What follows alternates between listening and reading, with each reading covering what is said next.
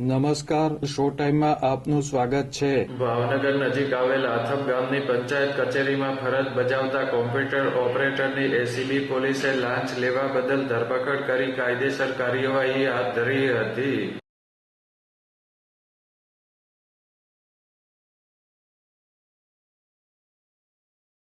આથપ ગ્રામ પંચાયત કચેરીમાં ફરજ બજાવતા દીપક વેલજીભાઈ બારૈયાએ મેરેજ સર્ટિફિકેટ માટે અરજદાર પાસે ₹200ની લાંચ માંગી હતી.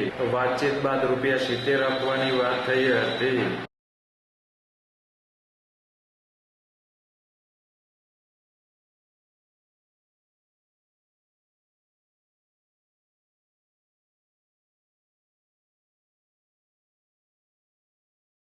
આ મામલે અરજદારે એસીબી પોલીસને જાણ કરતા ભાવનગર એસીબી પોલીસની ટીમે ઓપરેટરને ₹70ની લાંચ લેતા ઝડપી લીધો હતો.